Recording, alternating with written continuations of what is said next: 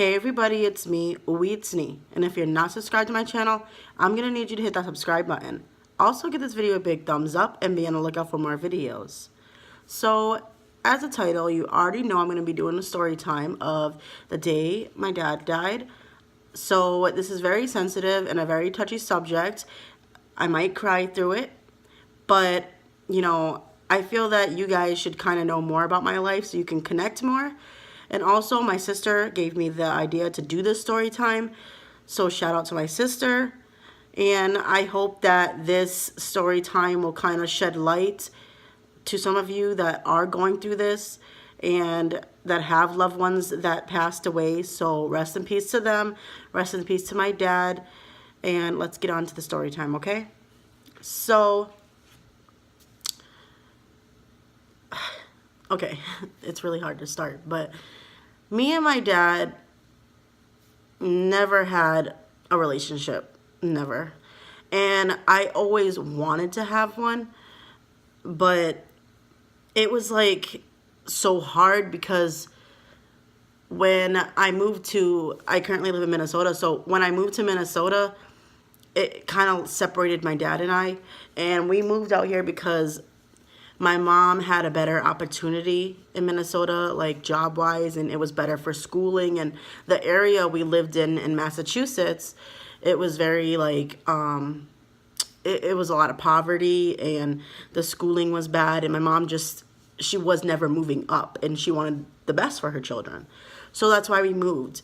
And like how we went about it, I don't agree with, is like my mom kind of, I don't want to speak for her, but like, I don't know. I just feel like my mom just kind of had us all pack and we just left. I think she called my dad. I kind of don't remember because I think I was 11 at the time when I moved out here. So that's pretty much how it started. Me and my dad's relationship started to drift.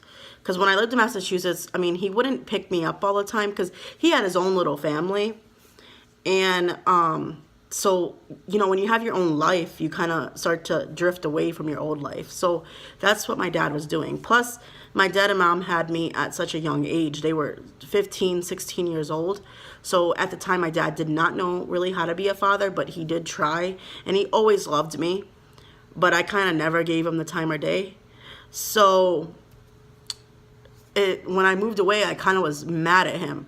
It was almost like I wanted him to fight for us to stay. And then when I moved to Minnesota, and like when birthdays went by and holidays went by, he wouldn't call, and it made me more angry with him. So growing up early teen years, I was mad at him.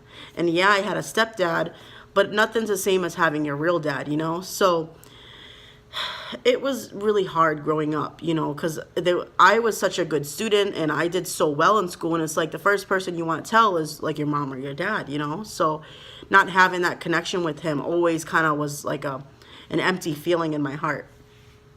And not only did we drift away from him, but we would drift away from my dad's side of the family. And it wasn't no like animosity. It was no it was no arguments or nothing like that, no drama. But it was kind of like my mom was living her own life with my stepdad and us in a whole nother state, and my dad was with my stepmom, and he was like having his own family with her. So kind of like they drifted apart. And it's not like he stopped loving us, but it was like he kind of like loved us from a distance. So. And when I say us, I mean my sister and I. So, because my sister is 3 years younger than me, I believe. 2 or 3 years. She's going to kill me if I get it wrong, but she's 3 years younger than me, I think. So, like, I was always like a stubborn teenager. Like, every time he would call, like, I wouldn't call him dad, I would because he wouldn't call on holidays, but he would call like randomly. And, and I wouldn't call him dad. I wouldn't say I love you, It was kind of awkward on the phone with him because he would always bring up like the only memories he had with me, and it was like when I was younger, like 5, 6, up until I moved, 10 years old. So like when I would talk to him, it would, it was like nothing to talk about. Like literally, like he'd call me and he'd say like, hey, you know, you're so beautiful, like I love you, and I'm mad your mom moved you away. And it's like he was angry at the fact my mom moved us away, and it's like he didn't understand that she moved us away to better our lives. And he always said he didn't want his kids growing up in the town he loved so much. Like, yeah, he loved that city, but he didn't want his family raised there because he knew what it brought out in people. So like I didn't get why he didn't understand and why he always blamed my mom for moving. And it's like, you know, like, yeah, like I guess she should have went about it a different way and said, you know, are you sure? Like really had a conversation with him, and she didn't. But she did tell him, and my mom, sorry, I'm kind of like jumping everywhere with the story, but it's like so much and I want you guys to really understand. But like my mom and my dad always were good friends. Never had any issues, you know. So like my mom never spoke anything bad about him. But when she got with my stepdad, my mom kind of like didn't fight for us to really have a relationship with my dad. She felt like that was his obligation. If he wanted to be in our lives, he could be the one calling us. He can be the one sending us stuff. He can be the one trying to pick us up. You know, like that's how she felt. She wasn't going to go out her way to build our relationship, which I understand. You know, that's not her responsibility to do. Her responsibility is to be our mother, you know, and to do everything as a mother would do. Not to really push our father and have our father, you know what I'm trying to say, but that's how it was. So let's jump into the story. You know, I'm just trying to tell you guys why my dad and I started drifting, and that's because I moved away and I was a stubborn little brat. But when I was 16 years old, I believe I was 15 or 16, I was kind of like going through like a hard time in school, like not grade wise, but like I was being bullied and I had went through a bad breakup, and like I don't know, like my mom just felt like it was best for me to kind of give it a try to move with my grandmother in Massachusetts. So I did. I moved out with my grandmother, and when I moved out there, my dad was the first one to come see me, and everything was perfect. And like, you know, and I went over to my dad's side of the family, and, you know, I talked to them, and, you know, and it just felt like so good, you know, to see that whole another life I have. And I say that because my dad is Puerto Rican. So like my Puerto Rican side of the family, I always wanted to know more about, you know, like I love the language, I love the culture, and it's like I love the food. And it's like when I went over there, I just felt so accepting, and they all look like me because they're like white like me. So I like loved it, you know. And but you know, as a teenager, you're not gonna say, oh, I love this so much, you know, you're not gonna be like that. So I kind of like was very quiet, very timid. And like my dad was like showing me off, like he always did that whenever like he had like my sister and sorry, I'm just gonna get emotional. Okay. It's just one of the reasons why I care about him so much. But he would always man, I didn't want to cry yet. Not even the sad part. But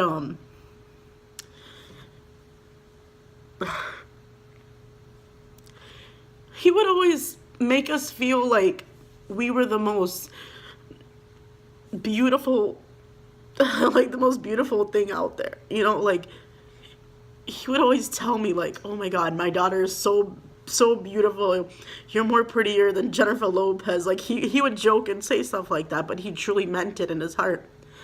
So when I went out there, like, that's how he made me feel. And all a girl wants to hear is they're beautiful.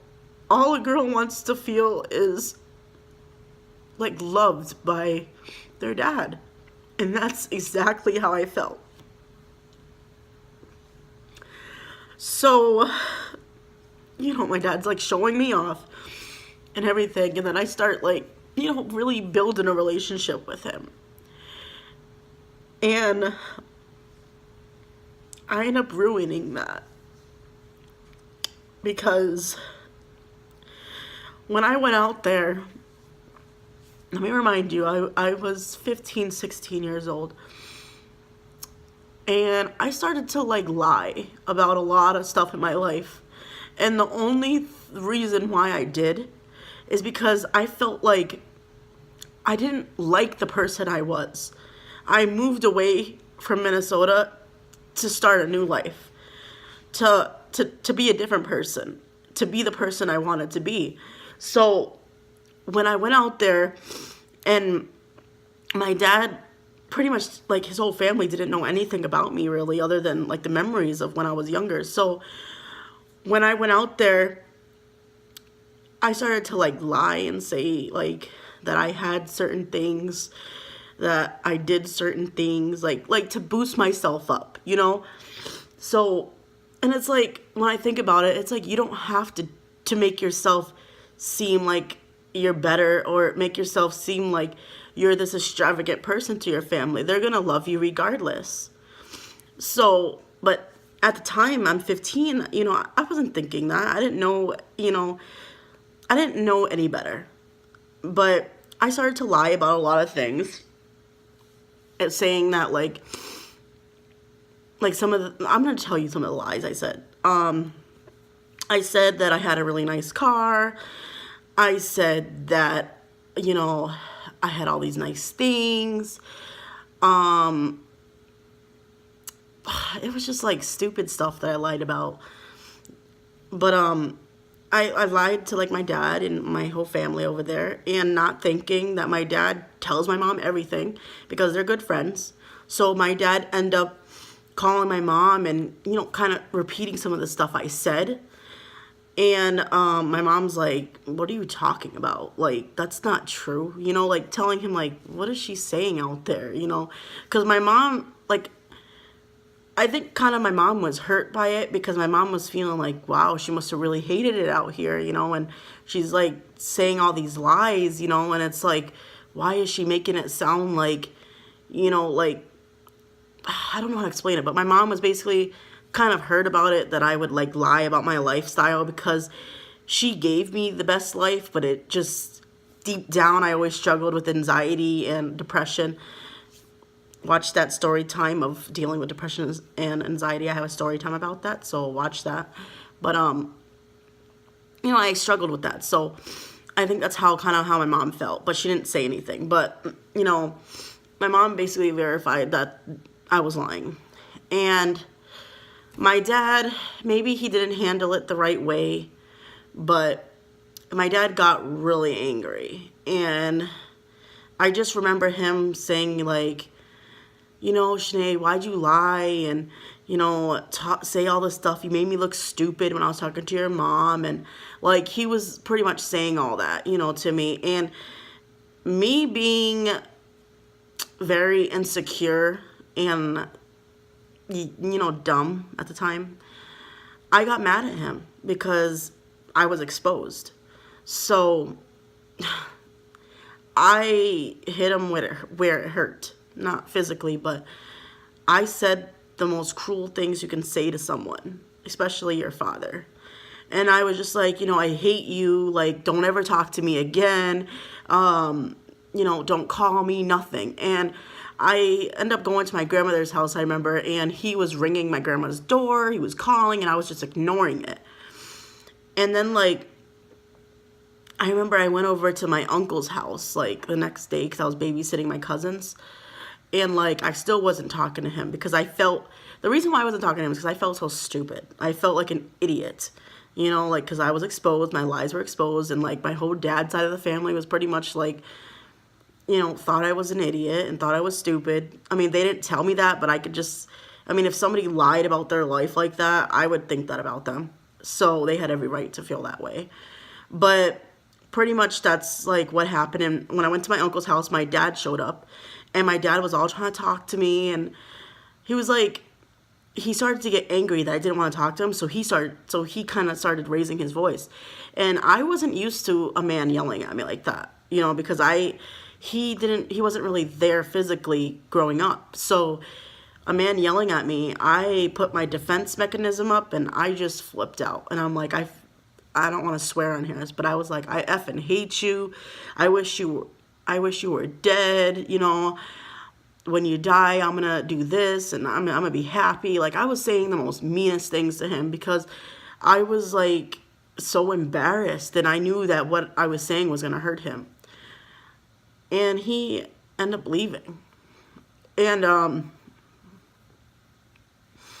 I end up, I don't really remember what happened after that.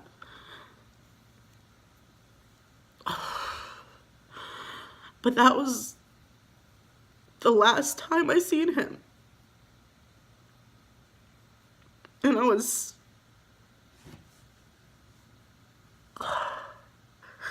and I was 16 years old. So I went back to Minnesota days later because my life, I screwed it up. And I didn't talk to him. I like deleted him out of my life. And you know, like months later my dad called me and like he apologized and I apologized, and but it was never, our relationship was never the same. So you know, like it was always tainted. But growing up, like years later, me and my dad would fight here and there, you know, argue here and there because I wanted, like desperately, I wanted attention from him. I wanted him to fight. I wanted him to just know my pain, but he can't really know my pain if I'm not telling him, you know, like, I miss you, I want you here. So I would argue with him and get mad at him about stupid shit. And like we would talk, and then months would go by, we wouldn't talk. And so I'm gonna fast forward this story to when my dad started dating his girlfriend. So fast forward to when I think I was 22, 20, in my 20s, early 20s. And, you know, me and my dad, we still haven't seen each other. You know, the last time I seen him was when I was 16. And we would talk here and there, but it was never like a relationship, you know. We would argue here and there. And then, like, my dad started telling me about his girlfriend and his life and stuff like that. And he was dating somebody that was, he was dating somebody I did not agree with, because he started dating this girl that was younger than me. And I think I was like, I had to be like 23 or 24. And this girl was like 21 or something. And so I was mad. Like, I was embarrassed. And I was like, it kind of like, it's such a weird feeling. But how I felt about it was, I felt like, wow, like, you're giving this person all this attention and you love this girl so much, but you couldn't even like fight for me. You couldn't come make one plane trip to Minnesota. Like, that's how I felt. So I was kind of like a little angry, but I didn't really express it at the time. So I automatically hated her, and I hated her because when I would call or leave messages, I know she wouldn't tell him.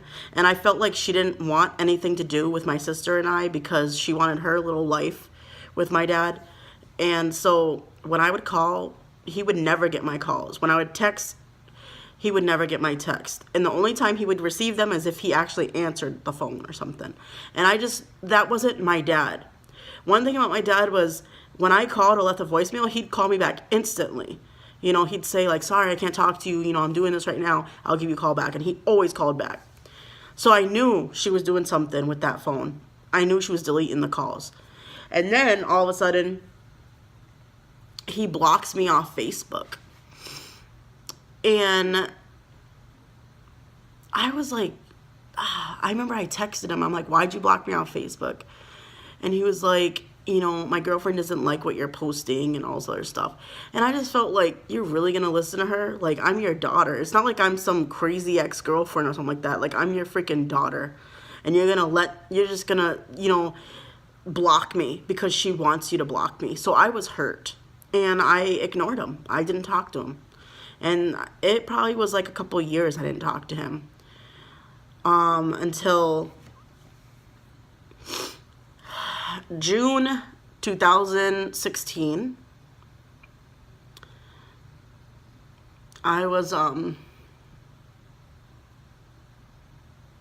sorry, this is gonna get hard for me right now. 26 years old, I believe. Yeah. And, I called my dad, I remember the date, it was June 2nd, I called him. And I just felt like this weird feeling, and I'm like, I just felt like I should call him and tell him how I feel. So I called him, and I'm like, Dad, like, sorry for everything, I want to get married one day, and I want you to walk me down the aisle, and, I love you, and I just hope you're doing well. And I remember he, I left that on his voicemail, and I remember he texted me back, and he said, it's so nice to hear from you, I love you too.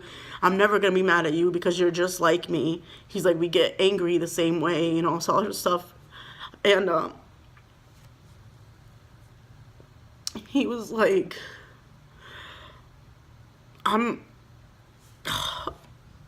he was like, I'm planning a trip out there. He's like, so I'm going to see you. I'm going to make up for all the years that I didn't see you. Because I didn't see him since I was 16. So, I remember texting him back, and it was the first time I said Dad since I was like, I don't know, like 10.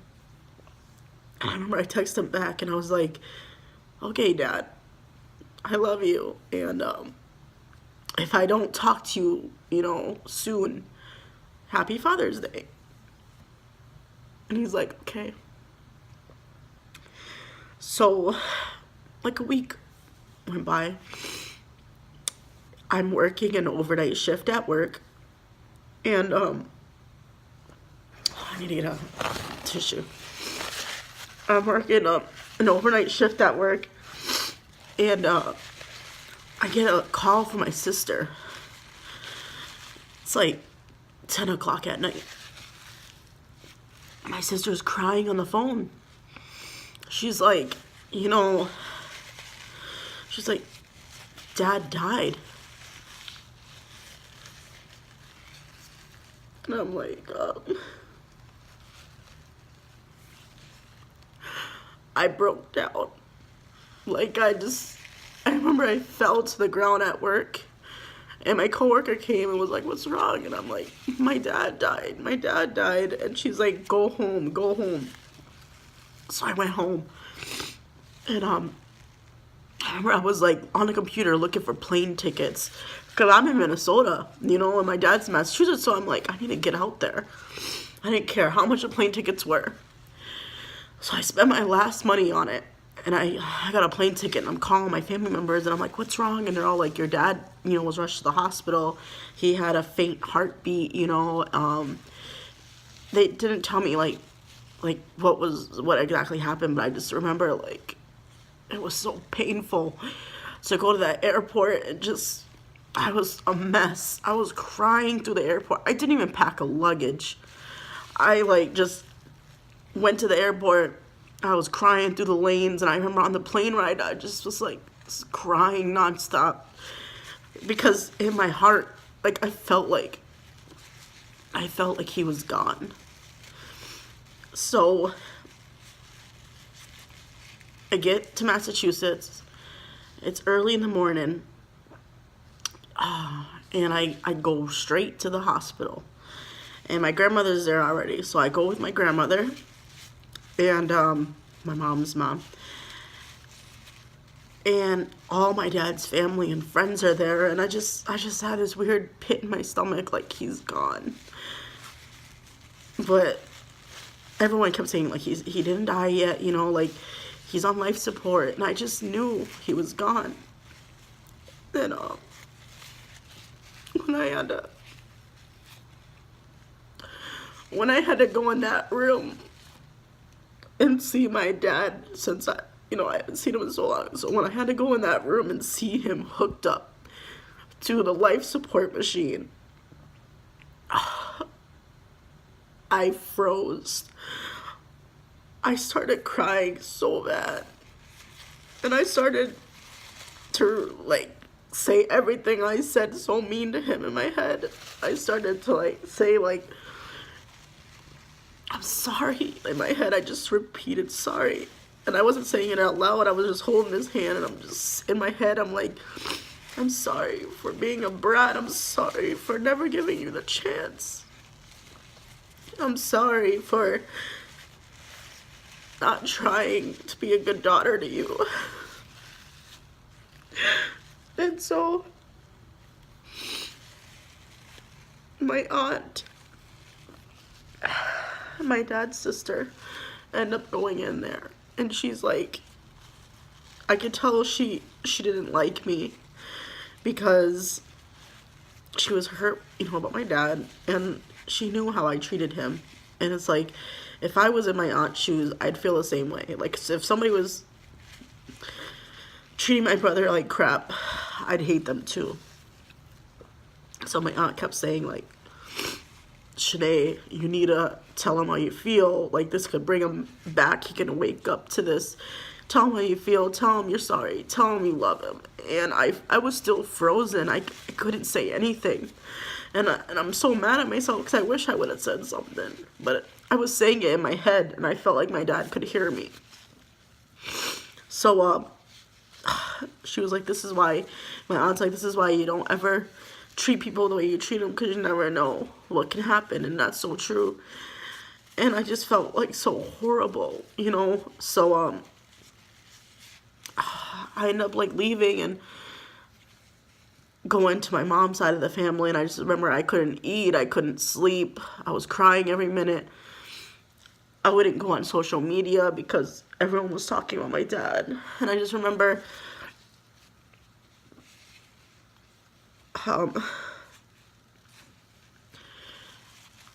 2 days later, they took my dad off life support because there was no chance he was gonna make it. And I remember they said that I had to be the one to make that decision, but I had to leave Massachusetts because, one, I was gonna lose my job. And at the time, I wouldn't have lost my job because it was, the circumstances I was in, but I had just got that job. So it's like, I had to go back, because I couldn't lose my life in Minnesota, like my house and everything. So I went back, and I just remember my sister calling me saying we had to make the decision. And I told my sister, I'm like, you just make the decision.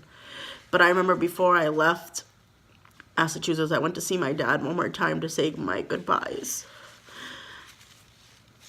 And I just remember telling him in my head, I'm just like, I'm so sorry. Forgive me. I love you so much. I'll always love you. And I left. And my dad died. I didn't even get to go to his funeral because I was in a different state. And he had a beautiful, beautiful funeral and so much love. My dad was so popular. And I just remember ever since my dad died in 2016, I never was the same since. I don't hold people for granted. And I feel like never tell someone you hate them. I started to build a closer relationship with my dad's side of the family because I know that's what he would want. And I want that too, I love them. So, to this day, I can't accept it. And when I do go out there to visit, everything reminds me of my dad. But I don't have any memories with him in Minnesota, so nothing reminds me of him out here. the reason why I can't accept it is because he was always a phone call away, you know? And it's like, he was so young. My dad was only in his 40s. And he had diabetes and all this other stuff. And it's like, when I get married, my dad's not going to be there to walk me down the aisle. You know, and it's like, my boyfriend never even got to meet my dad. And that's the person I'm going to love. I didn't get to see my dad since I was 16. And the time I see him, he's in a hospital bed.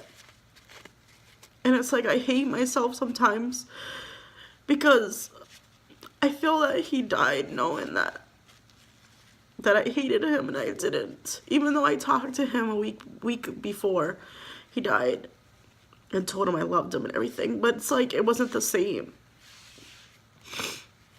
And every time I look in the mirror, I see my dad. Because I look just like him. So the moral to the story, to my story time, is never take anybody for granted. Including your parents, your siblings, anybody. And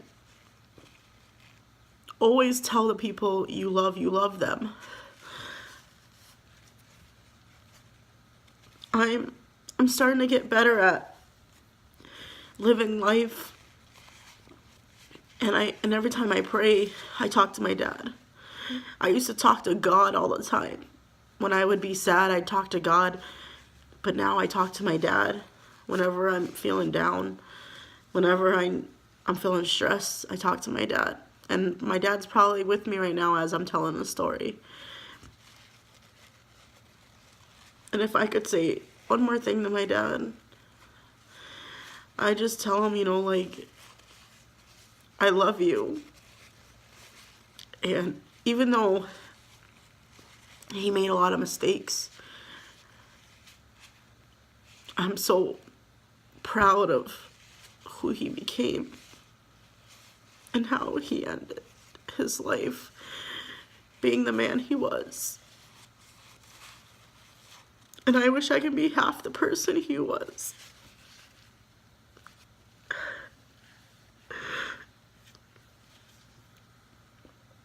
So, rest in peace to my dad. And,